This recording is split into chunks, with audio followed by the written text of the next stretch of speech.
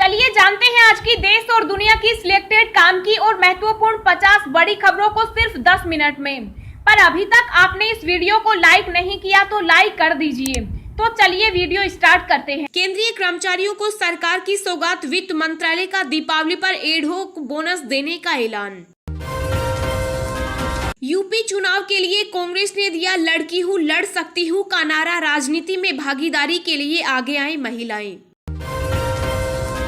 स्वास्थ्य मंत्री मनसुख मंडाविया ने किया ट्वीट, भारत का कोविड-19 टीकाकरण कवरेज 990 मिलियन से हुआ अधिक।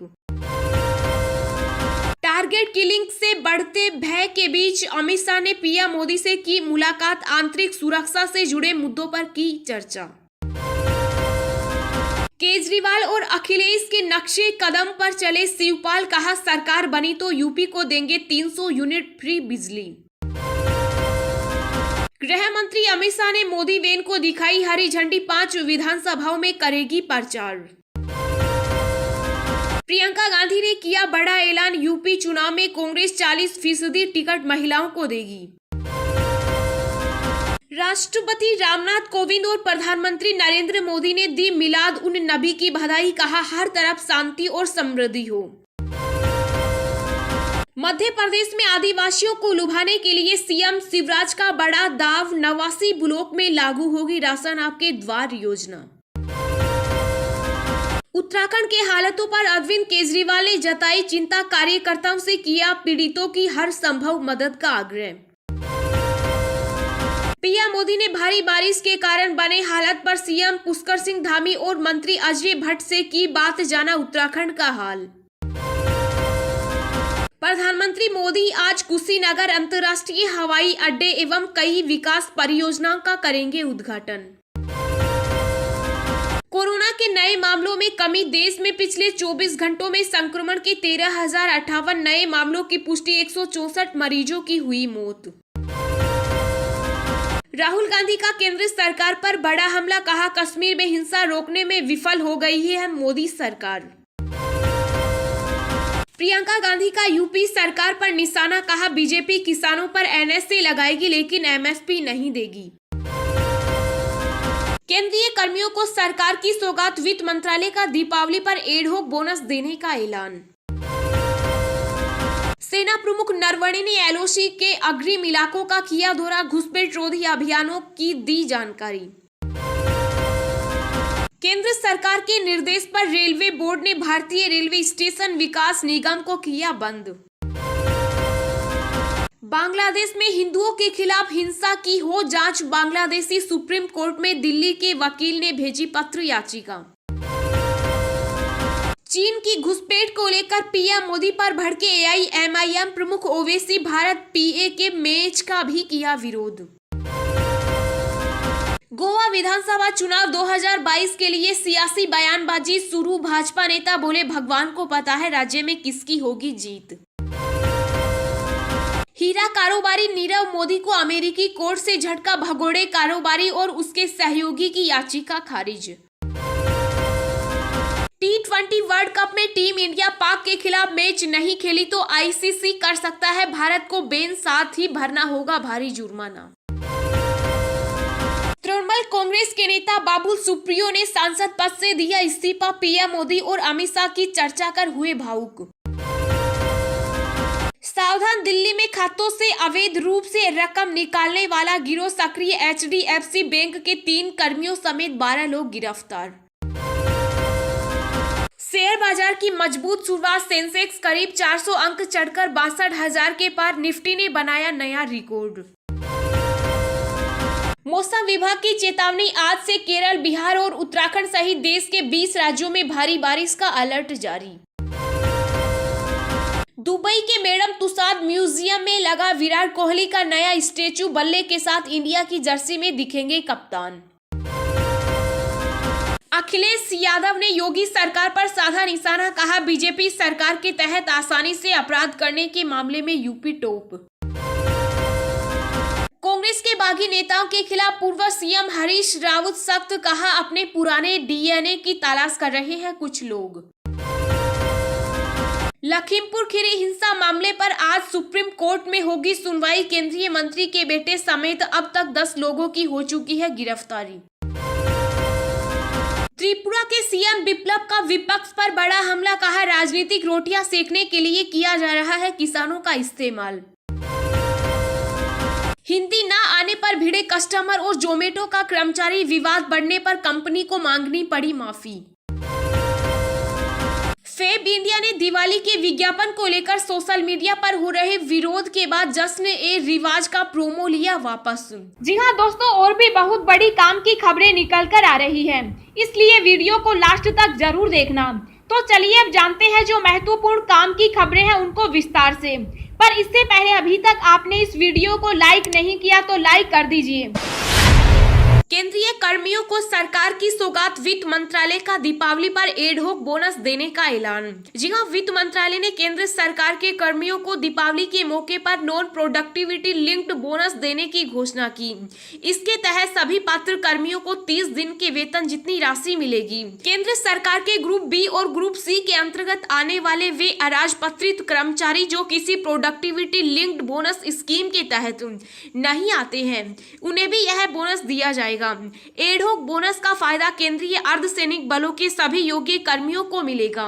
वित्त मंत्रालय द्वारा जारी आदेश के अनुसार एडहॉक बोनस के तहत जो रकम दी जाती है उसका निर्धारण करने के लिए एक नियम बनाया जाता है। कर्मियों का औसत वेतन गणना की उच्चतम सीमा के अनुसार जो भी कम हो उसके आधार पर बोनस जोड़ा जाता है।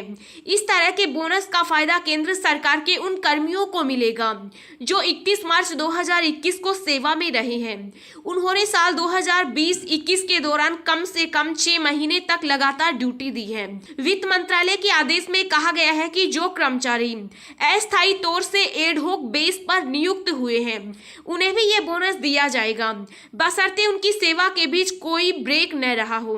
इसके लिए संबंधित कर्मचारी की नियुक्ति सेवा की निकटवर्ती संख्या को आधार बनाकर प्रो राटा बेसिस पर बोनस दिया जाएगा। राज्य सरकार, संघ क्षेत्र और पीएसयू से कोई कर्मचारी यदि रिवर्स डेपुटेशन पर केंद्र सरकार में आता है तो उन्हें भी वित्त मंत्रालय की तरह से एडहॉक बोनस दिया जाएगा। टारगेट किलिंग के बढ़ते भय के बीच अमित शाह ने पीएम मोदी से की मुलाकात, आंतरिक सुरक्षा से जुड़े मुद्दों पर की चर्चा। जी हां, भारतीय जनता पार्टी के नेता और केंद्रीय गृह मंत्री अमित शाह ने प्रधानमंत्री नरेंद्र मोदी से मुलाकात कर कश्मीर के हालत की जानकारी देते हुए उन्हें जम्मू कश्मीर प्रशासन और केंद्रीय गृह मंत्रालय द्वारा उठाए गए कदमों की जानकारी दी। दोनों नेताओं के बीच 1 घंटे से भी अधिक समय तक बातचीत चली। इस मुलाकात में गृह मंत्री अमित शाह ने कश्मीर में आतंकियों द्वारा किए जा रहे टारगेट किलिंग की वजह से पैदा हुए भय के माहौल के बारे में जानकारी को साझा किया। गृह मंत्री ने डर की वजह से राज्य से हो रहे प्रवासियों के पलायन के बारे में भी प्रधानमंत्री को जानकारी दी। बताया जा रहा है कि शाह ने आतंकवादियों द्वारा किए जा रहे टारगेट किलिंग और भय का माहौल पैदा करने की मंशा को लेकर जम्मू कश्मीर प्रशासन और केंद्रीय गृह मंत्री द्वारा उठाए गए कदमों की जानकारी। पीएम से मुलाकात के दौरान गृह मंत्री ने कश्मीर के साथ साथ आंतरिक सुरक्षा से जुड़े अन्य महत्वपूर्ण मुद्दों पर भी उन्हें जानकारी दी। आपको बता दें कि गृह मंत्री अमित शाह 23 अक्टूबर को जम्मू कश्मीर के दौरे पर जा रहे हैं। इस दौरान शाह केंद्र शासित प्रदेश जम्मू कश्मीर के दोनों क्षेत्रों का दौरा कर सुरक्षा की हालत को लेकर उच्च स्तरीय महत्वपूर्ण बैठक भी करेंगे। प्रदेश से धारा 370 के हटाए जाने के बाद केंद्रीय गृह मंत्री का राज्य का यह पहला दौरा है। इस दौरे के दौरान गृह मंत्री सुरक्षा व्यवस्था का चौक चौबंद और पुख्ता बनाने के निर्देश तो देंगे ही, साथ ही राज्य के विकास के लिए कई अहम घोषणाएं भी करेंगे। प्रियंका गांधी का यूपी सरकार पर निशाना, कहा बीजेपी किसानों पर एनएसए लगाएगी लेकिन एमएसपी नहीं देगी। जी हां, कांग्रेस महासचिव प्रियंका गांधी ने एक बार फिर योगी सरकार पर निशाना साधते हुए किसानों के समर्थन में ट्वीट किया। प्रियंका का दावा है कि केंद्र सरकार किसानों में एमएसपी नहीं दे रही, जिस वजह से किसानों को नुकसान पर फसलों को बेचना पड़ रहा है। प्रियंका गांधी ने कहा बीजेपी सरकार किसानों पर एनएसए लगाएगी, किसानों को धमकाएगी लेकिन किसानों को एमएसपी नहीं नहीं देगी। यूपी के कई जिलों में किसान 900 से 1000 रुपए प्रति क्विंटल का नुकसान उठाकर धान बेचने को मजबूर है, जो कि सरासर अन्याय है। एमएसपी किसानों का हक है। कांग्रेस पूरी मजबूती से इस हक के लिए लड़ेगी। दरअसल एक दिन पहले किसान संगठनों ने कृषि कानूनों और लखीमपुर हिंसा मामले में गृह राज्य मंत्री की गिरफ्तारी न होने के खिलाफ 6 घंटे का देशव्यापी रेल रोको आंदोलन किया था। इस विरोध प्रदर्शन के चलते यूपी की राजधानी लखनऊ में धारा 144 लागू कर दी गई थी। साथ ही लखनऊ प्रशासन ने हिदायत दी थी कि किसान संगठनों द्वारा बुलाए गए रेल रोको आंदोलन में हिस्सा लेने वाले लोगों के खिलाफ पुलिस कार्रवाई करेगी। अगर कोई सामान्य स्थिति को बाधित करने की कोशिश करता है तो उस पर एनएसए लगाया जाएगा। राहुल गांधी का केंद्र सरकार पर बड़ा हमला, कहा कश्मीर में हिंसा रोकने में विफल हो गई मोदी सरकार। जी हां, कांग्रेस के पूर्व अध्यक्ष राहुल गांधी ने कहा कि जम्मू कश्मीर में हिंसा की बढ़ रही घटनाओं से साफ है कि कश्मीर को लेकर मोदी सरकार की स्पष्ट नीति नहीं है और वहां हिंसा कम होने की बजाय लगातार बढ़ रही है, जिससे साबित होता है कि जम्मू कश्मीर में सुरक्षा देने में सरकार पूरी तरह से नाकाम रही। गांधी ने कहा कि जम्मू कश्मीर में हर गुजरते हुए दिन के साथ स्थिति और खराब होती जा रही है। कश्मीर और कश्मीरियत दोनों खतरे में है। बरसों से कश्मीर का नाम लेकर राजनीति करने वाली भाजपा आजकल कहां गायब है, किसी को कुछ नहीं पता। कांग्रेस ने भी अपने आधिकारिक पेज पर ट्वीट कर सरकार पर हमला करते हुए कहा कि जम्मू कश्मीर से आतंकवाद खत्म करने और धारा 370 को लेकर मोदी सरकार ने क्या क्या बड़े दावे किए थे, लेकिन आज कश्मीर में क्या हो रहा है इससे हर कोई वाकिफ है और डरा हुआ है। कश्मीर की हालत खराब होती जा रही है, लेकिन सरकार इस पूरी स्थिति से बेखबर दिख रही है। कोरोना के नए मामलों में कमी, देश में पिछले 24 घंटे में संक्रमण के 13,058 नए मामलों की पुष्टि, 164 मरीजों की हुई मौत। जी हां, भारत में कोरोना संक्रमण के मामलों में लगातार गिरावट जारी है। बीते कुछ दिनों से 15,000 कम मामले सामने आए। पिछले 24 घंटे में 13,000 नए मामले सामने आए, जबकि 164 लोगों की इस बीमारी के कारण मौत हो गई। रोजाना दर्ज होने वाले कोरोना मामलों की यह संख्या पिछले 231 दिनों में सबसे कम है। राहत की बात यह है कि त्योहार के सीजन में कोरोना से मरने वालों की संख्या में लगातार कमी हो रही है। केंद्रीय स्वास्थ्य मंत्रालय के आंकड़ों के मुताबिक देश में कोरोना के 1,83,118 एक्टिव केस हैं। मंत्रालय ने बताया कि उपचाराधीन मरीजों की संख्या संक्रमण के कुल मामलों का 0.56% है, जो मार्च 2020 के बाद से सबसे कम है, जबकि कोविड-19 से स्वस्थ होने की राष्ट्रीय दर 98.12% है, जो मार्च 2020 के बाद से सबसे अधिक है। वहीं साप्ताहिक संक्रमण दर 1.37% दर्ज की गई, जो पिछले 115 दिनों से 3% से कम है। इस बीमारी से स्वस्थ होने वाले लोगों की संख्या बढ़कर 3,34,39,331 हो गई।